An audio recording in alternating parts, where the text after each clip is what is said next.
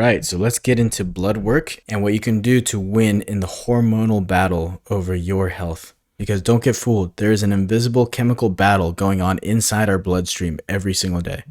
So we're going to discuss testosterone, blood panels, actual needle movers for your hormonal health, epigenetics, and we're going to discuss this Harvard research professor and his work on extending your lifespan with his work on telomeres. So we're going to talk really in depth about genetics here, and also xenoestrogens.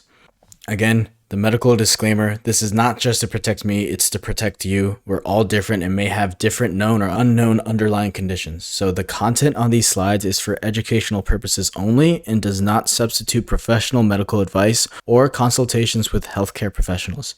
The information provided is to be used by users at their own risk. So why am I talking about blood work? Because I have an intimate story with hormones and blood health.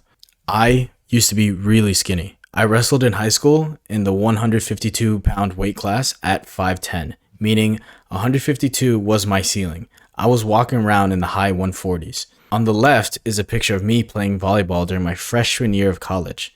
That is a freshman in college. It's insane. I was 150 pounds soaking wet. I was weak. I kind of covered this in the welcome module, but during my first 2 years in college, I really took to drinking. I drank so much. I gained 50 pounds, most of which was fat. And that's me in the middle during beach week at Myrtle Beach at the end of my sophomore year of school. I was weighing around 205 pounds. On the right was me in 2020 in New Zealand, just after having taken my health seriously for just over a year. My college roommates and I kept each other accountable as we lifted together and watched Joe Rogan as we ate dinner. We explored all the different esoteric fitness topics together. We still keep in touch, mainly on the latest Ray Peat revelation, rest in peace. And on the far right is me now. This is a screenshot from my story I took at a hostel in Malaga in Spain. I'm the strongest, most flexible and healthy I've ever been, and it's all because I gave a shit and did the work. My hope is to share the actual needle-moving habits and actions I took so that you too can get on track towards your healthiest self. So as men, we need to really take care of our low T. You cannot push this on the rug. You need to know where your testosterone levels are at. And the signs of low T are the following. You have increased fat tissue. With more adipose tissue, with more fat, you tend to easily have more estrogen carried around with it, which lowers your T. And having low T leads to more fat. So it's a vicious cycle there. You get low energy. You have really low libido. And your weight could be fine. We're not talking about weight. Like someone with low T could be in a quote unquote healthy weight, but they're skinny fat. If you're only looking at the number on the scale, then the snapshot of your health is incomplete. You're going to get an incomplete picture of what's really going on with you. So these two guys on the right here, they both weigh 80 kilos, but one clearly has far superior hormones than the other and is healthier. Okay, so it's not just the weight. They're both the same height and weight, but clearly something's going on internally that has one looking far superior than the other. The low T life is very common nowadays, and testosterone has been dropping 1% every single year since the 1980s. So it's been like a 30% drop since the 1980s. One of the things that testosterone does is that it makes you lean into resistance. It makes you want to do hard things. And listen, I have no issues with compliance as a concept. In fact, I believe you should strive to be a model citizen wherever you go. However, I do have a massive problem with the modern trend of compliance as the default. Remember, your government officials are there to serve you, the citizen. You should absolutely question authority if and when they cross the line. History is defined by high T men pushing back. They know this. Governments know this. So they're attacking young men at a hormonal level. If my goal was to fearmonger, I would stop right there. But luckily for everyone, I'm an irrational optimist, and so I'm going to present the solutions to this low T situation. The first and most obvious one is to increase your T using a two-pronged approach. First, increase your existent T. And second, decrease your exposure to unnecessary xenoestrogens, which lower your T. Now let's look at the signs of a high T life. You have strong bones. You can put on muscle easily and maintain that muscle. You don't fear confrontation, especially if it's justified. Your libido is always high. You have morning wood when you wake up. You're just full of energy and excited. This is a high T life. Now remember, high testosterone makes you want to do hard things. We need to remember that as men, our lives are not our own.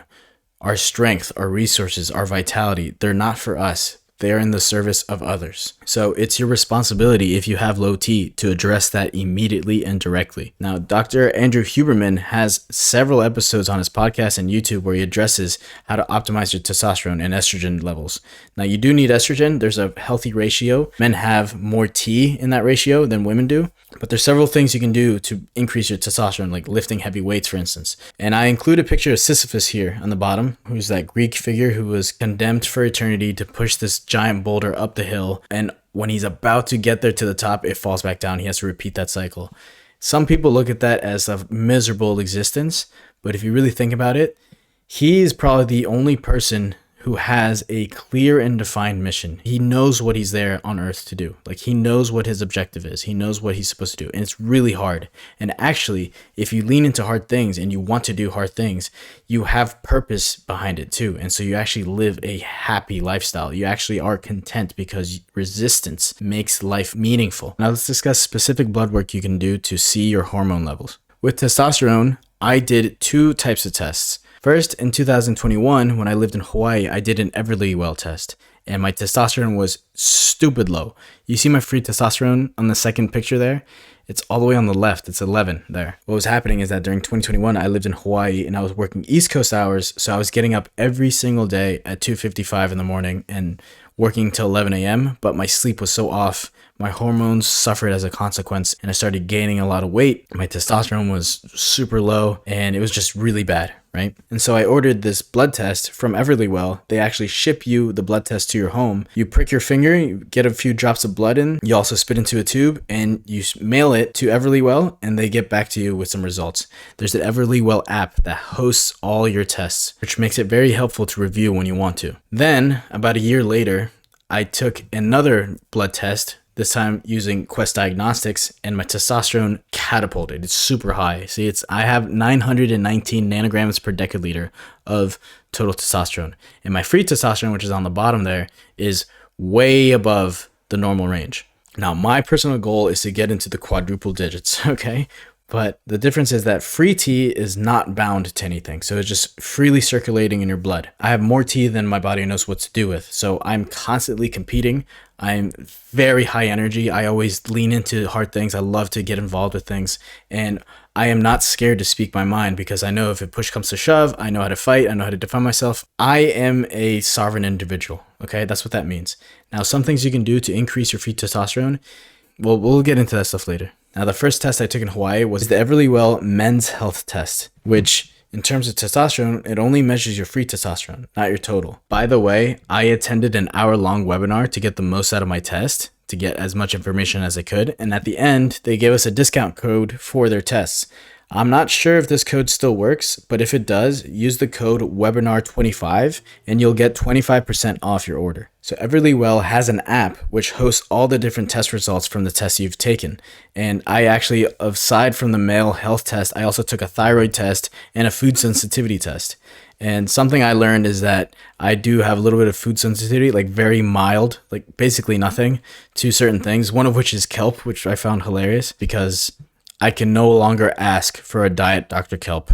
So that kind of sucks. So let's look at the actual needle movers for increasing your T. Have you noticed that there's a gigantic ball of fire in the sky? Yeah, the sun is important. In fact, there's so many civilizations that literally just revere the sun. They worship the sun. I have some friends who literally worship the sun too, which is funny. But like, we have the sun god Rod. We have the Sol de Mayo in Argentina, which is on the flag. We have the Surya Narayana in Hinduism. Like, the sun is a huge staple in humanity. And if you take someone and you deprive them of sunlight for a very long time, as they do with prisoners, it has a massive negative effect on your hormones and mental health, particularly your hormones. Like, we were talking about vitamin D earlier and how your skin can synthesize sunlight into vitamin D, like you're eating light and creating energy from it. Your skin needs to be exposed to the sun. Now, there's something a little bit esoteric about the sun that you could do to increase T, so is you can sun your balls. I'm dead serious. So if you go outside and make sure there's no one around, I don't want you to catch a charge, try sunning your balls. So we have different types of epidermis. You have different type of skin. You notice that the skin on your palms are different from the skin on your chest. Well, the skin on your sack is they contain something known as Leydig cells. And Leydig cells, they absorb sun much more than your regular skin. And so we used to walk around basically naked for millions of years, right? So our sac used to be out in the sun all the time. And not only that, it's very proximate to your nads, to your balls, to your testes, your testicles, guys. That is what emits a lot of your testosterone. So I can't explain to you guys the feeling of having sunlight on your balls. And don't do this for extended period of time when it's your first couple times, because you're going to burn your sac. Don't ask me how I know, but do gradual exposure to this, and you literally feel a surge of electricity. You get an insane rush of energy and testosterone. So the people who criticize sunning your balls look like people who've never sunned their balls, and they also happen to look like people with low T. That's not really scientific, that's anecdotal, but check it out. The next big needle mover for increasing your T is sleep. You don't build muscle when you work out. It's actually a stressor. You grow muscle when you recover, and recover when you sleep. Fun fact, did you know we are biphasic sleepers? That means we're supposed to sleep 2 times a day. And Dr. Matthew Walker, he explains this in his book, Why We Sleep. So we're supposed to take a nap, usually before 3 p.m., and we're supposed to sleep our 8 hours at night. Also, did you know that your human growth hormone that releases from your brain reaches its peak 1 to 2 hours after the onset of deep sleep? So if you reduce your sleep time, you're actually losing access to human growth hormones. You're not going to get the muscle growth you want. Now, there's certain esoteric practices I do to get the most out of my sleep. I drink chamomile tea before bed, and I mix in some glycine. I make a routine out of that. I also mouth tape to prevent unnecessary tongue position and mouth breathing. I also try to sleep with as minimal clothes as possible to really drop my body temperature so I can just get into sleep as soon as possible. But definitely getting your 8 to 9 hours of sleep every day is absolutely crucial. It's a non-negotiable for having healthy hormones. I'm telling you this again because when I had the absolute lowest testosterone in my life, I was sleeping 4 to 5 hours a day. It was really bad. The next big needle mover for really pumping a lot of testosterone into your system is resistance training, forcing your body to expense large amounts of effort. So there's different ways to do this, but in my opinion, and what I've noticed and what I've observed is that the most superior way to do this is with weight training. Lift heavy things often. Lift heavy things, and next time you go back, lift a little bit heavier. So keep doing this, progressive overload, and you will more than likely develop higher testosterone. Now let's explore some more esoteric tips to increase your T and have healthy hormones. So let's talk about this one specific protocol you can do that can lead to an insane increase in human growth hormone. Now on the bottom left there is an extremely rare picture of a young Dr. Andrew Huberman from 11 years ago. Now he had a talk with Dr. Rhonda Patrick, and they were both discussing this new study that came out that shows that you can increase your human growth hormone by 16x. So 1600% increase in your human growth hormone by doing this one specific protocol. Now, what is that protocol?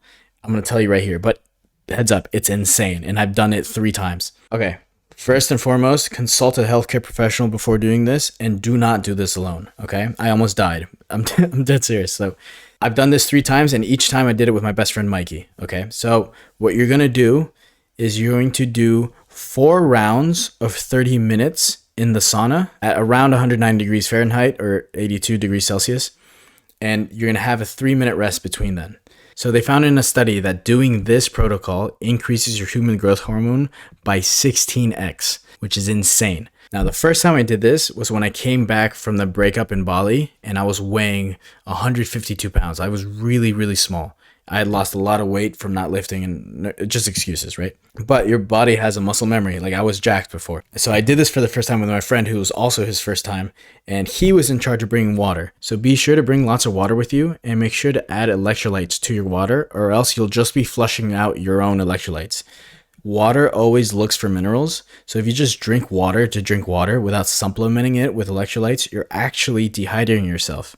That's why purified distilled water is actually incredibly dangerous for you. So when we did this for the first time, I told Mikey, hey, you're in charge of the water.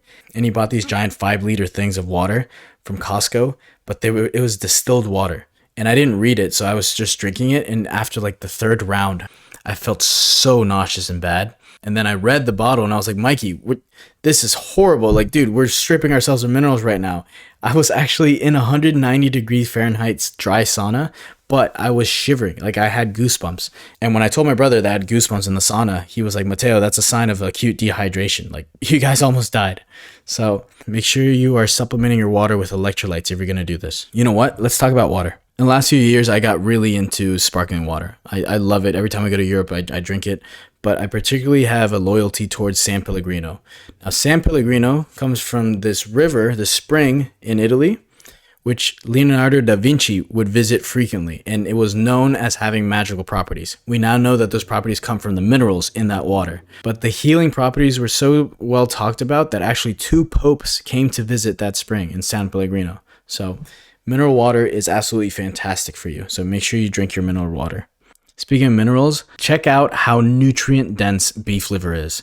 Introducing beef liver was one of the best things I did to recover my testosterone the way I did. You can compare it right here. This image on the left, this chart on the left comes from the Carnivore Code book from Dr. Paul Saladino. And beef liver wipes the floor with all different types of food in terms of quantity of vitamins. So there are the vitamins A to Z right there per 100 grams.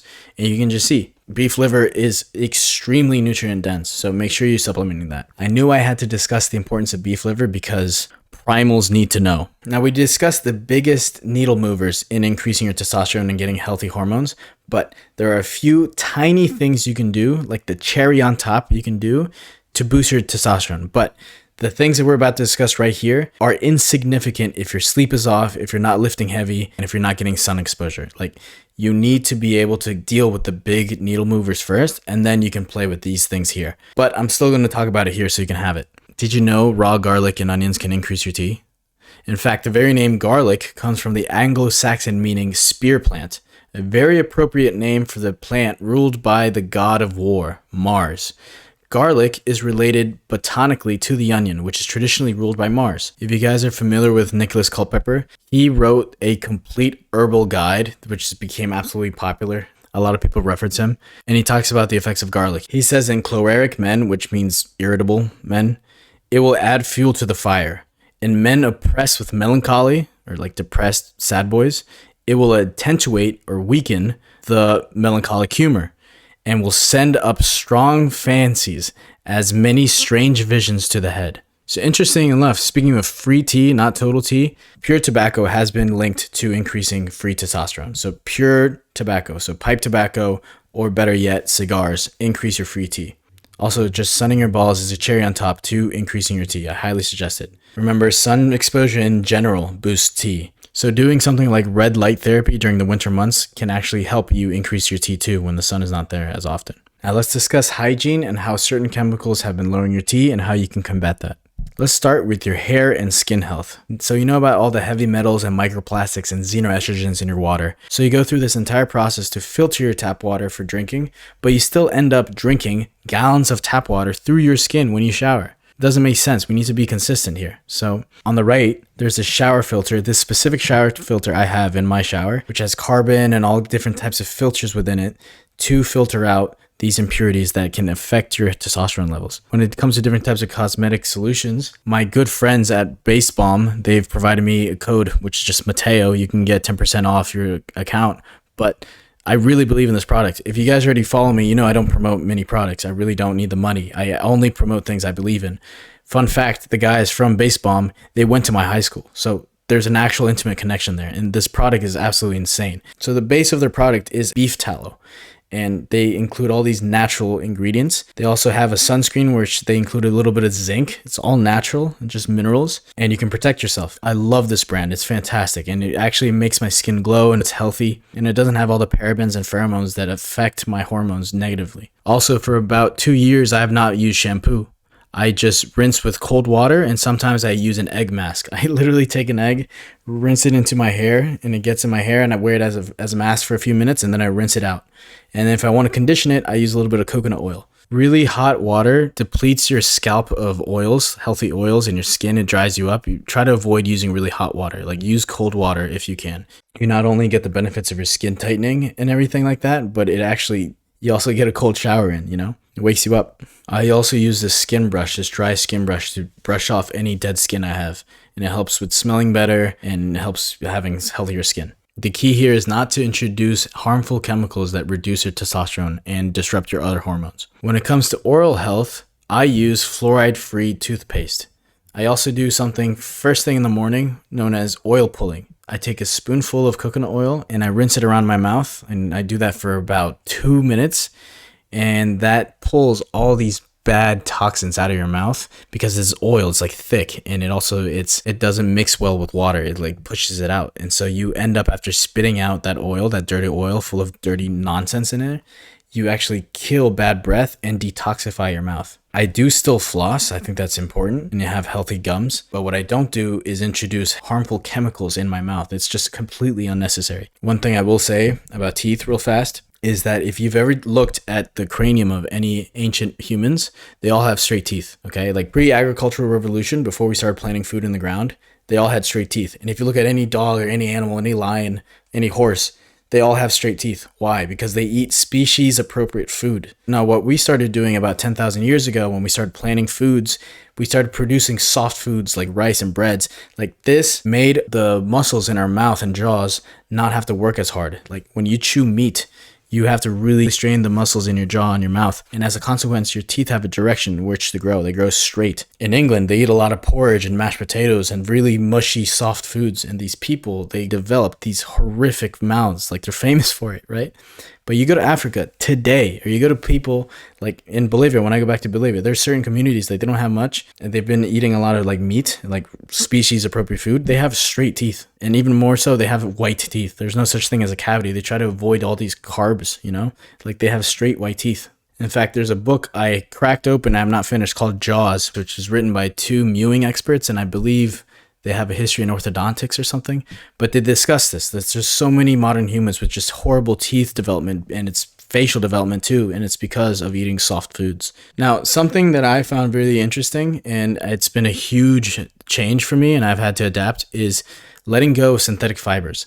I didn't understand that they were made from plastic. I literally didn't compute that polyester is made from plastic. I just never thought of the ingredient. I didn't know what it was. I just liked the stretchy shorts. I didn't understand. But plastic, by nature, by design, it breaks down and it has microplastics. And your skin will absorb these microplastics, particularly when you're sweating. And if you have a polyester undergarments, like, that's one of the worst things you can do for you, not only for leaching microplastics into your body, but also for the heat. That excess heat, particularly if you're a male in your gonads, it's really bad for your sperm quality and quantity. It can lead to infertility. So be very careful. So what I started doing, if this is TMI, I'm sorry, but I've been going commando for the majority of the year for the past 4 years now. And I've also been donating my synthetic clothes so that other people can wear it if they don't have options. But if you do have options, then opt for natural fibers. Like, these are plant-based natural fibers, and these are animal-based natural fibers, like cotton, hemp, linen, silk, wool. You know, not only are they healthier for you, but they actually look much better. Now let's discuss xenoestrogens. Xeno means foreign or apart. Okay, so these are estrogens that are not from you. They are coming in from the outside source. You have to protect your hormones. And what xenoestrogens do is they come in from the outside and they send signals that confuse your body, and you start producing hormones that you shouldn't be producing otherwise. So what these xenoestrogens do is that they mimic estrogen. So when they enter into your body, they mimic estrogen, and so your body treats it as though it's estrogen, so your estrogen rises. So an example of a xenoestrogen is BPAs, which are found in plastics. So avoid all plastics, particularly if they're wrapped around your food. So plastic water bottles, avoid that. Plastic food containers, avoid that. Soy is probably the worst, in my opinion. There is nothing more processed than soy-based food. Xenoestrogens are foreign estrogen substances that are able to bind to estrogen receptors, causing a hormonal imbalance. Phytoestrogens are xenoestrogens derived from plants.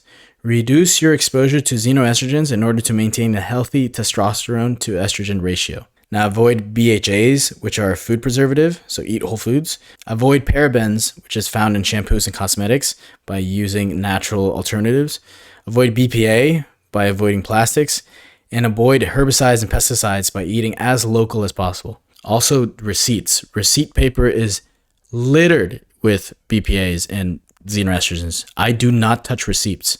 I really suggest you to avoid touching receipts altogether. In fact, you might notice that some cashiers or people who operate with receipts frequently, they often wear gloves, like these plastic gloves, because it does leach into your skin quickly. Like, do not touch receipts. Now let's get into genetics. Why is it so important to take on these behavioral patterns? Because there's actually a genetic change you're doing when you do these behavioral changes. Your experiences affects the expression of your genes. So you have genes and then you have epigenes. So basically the nature versus nurture debate is over. We know now that it's a mix of both always. So I included the piano riff there because we all have these genes and epigenes, and what epigenetics does is that it determines which genes should be played. So for instance, me and my twin brother, which I don't have, let's say I have a twin brother, we both have the exact same genes, but if I start smoking and he does not, and I start drinking a lot of seed oils and he does not, and I just don't do any exercise and he takes an interest in health and just starts lifting heavy weights, and say we both happen for some reason to be with the same woman just to make things easier, right? Our children will have literally different gene expressions because of our behaviors. Your behavior does determine your future generation's epigenetic expression. My children and his children will have different gene expressions. That's insane. So what you do on this earth, it does matter. But let's say you were born to extremely unhealthy parents and they didn't take care of themselves. This also frees you up because you're not chained down to your epigenetics. You can actually do something about it. So for instance, I did a 23andMe test. And these are my results. On the left, you can see I'm from Iberia, Viva España. But I also found out that I have these two genes turned on that give me an 86% chance likelihood to develop type 2 diabetes. Now, I am controlling my situation. I didn't even know this until 2020, but I was already exercising a lot. I was taking care of myself. I've been fasting. But now I have a genetic interest to continue fasting so I don't develop insulin resistance, for example. And there's a bunch of things I am doing to control this.